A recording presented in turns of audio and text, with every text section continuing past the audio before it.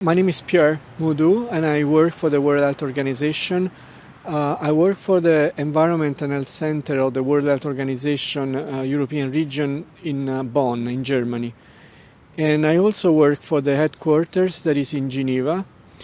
And my main area of work is the health risk assessment of air pollution and all the health benefits of green spaces. So I coordinate projects where we deal with understanding how much a modification of interventions and policies are affecting the health of people. And these interventions and policies that I work on are related to usually the policies that cities are taking for transport, for example, for different land use. And I'm interested in air pollution and green spaces in particular. Thanks, Pierre. Pierre, is there anything that you've seen here in Queanbeyan-Palerang's parks that you particularly like? Well, I have to say in Queanbeyan, if I pronounce correctly the name, in the city, I really appreciate the interventions that were done on green spaces. There is clearly a plan of maintenance, there is a plan of development, there is a plan of integrating the work that is done within the development of the city. I was quite impressed by the work done along the river and the requalification, I would say, of the river banks through green spaces and activities that are related to a different reuse of the area. In this particular park, I'm interested. I was quite impressed by the fact that this is I think it's an historical park. So if you see in different cities, historical parks have a kind of fate in which there's a constant transformation until they lose completely the original way they were designed, and sometimes this can be quite deleterious. Can be even, you can even degrade the park. What I appreciate here, maybe you will contradict me, is that I see that you kept the original I think plan that was done, I guess, 100 years ago. Some of the trees here are obviously they're more than 100 years, and you did not probably listen to a lot of requests to put playgrounds, to put a lot of different activities that would have changed completely this park. I think the way this is preserved is very, very well for the well-being of people. And I'm not saying that you should not put playgrounds here or, I don't know, physical activities, tools or whatever.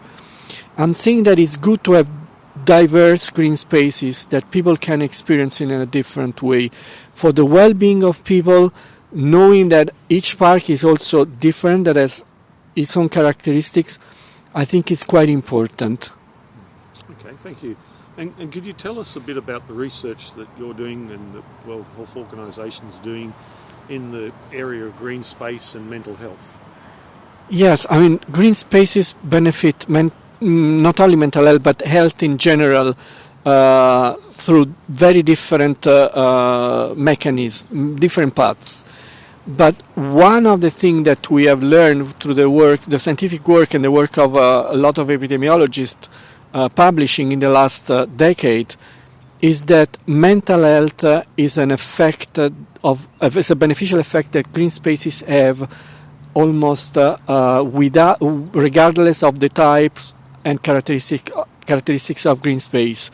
This is related to the different paths that lead to basically to influence our position in the environment, and we are unable at the moment to understand clearly why we are well in green space. Although there's a lot of hypotheses, they are all valid probably.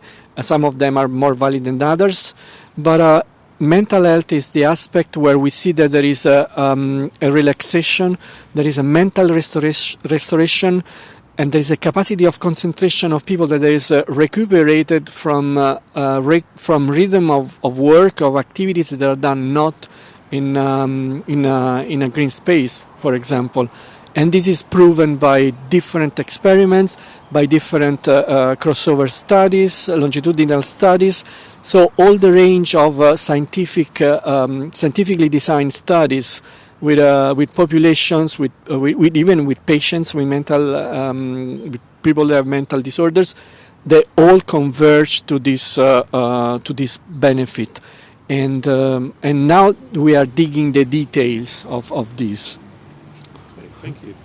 And you've been here in Australia now for 2 weeks and seen quite a bit. Do you have any advice that you could give us here in Queanbeyan-Palerang or across wider Australia in what we're doing in green space? Or Well, I think you can give advice to people because you're lucky. You have an incredible team of people working with you. That I met people here that are working with a very clear routine that is early morning until early afternoon, where they go around for the whole city taking care of details that give, I think, for all the people that enjoy these beautiful places a sense of safety, a sense of maintenance that you do not have often.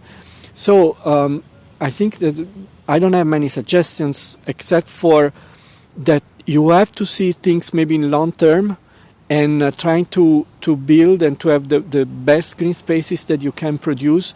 Also in terms of maintenance that can, maintenance fluctuates in terms of funds that are given from municipalities or from the state.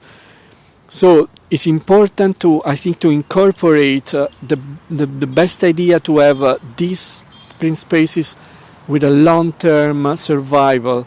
And I was quite impressed by the work of the ecologists about designing different green spaces. I see that you are doing this, keeping in mind the possibility that you have less maintenance for some spaces, high maintenance for others, but you have a long-term perspective on this.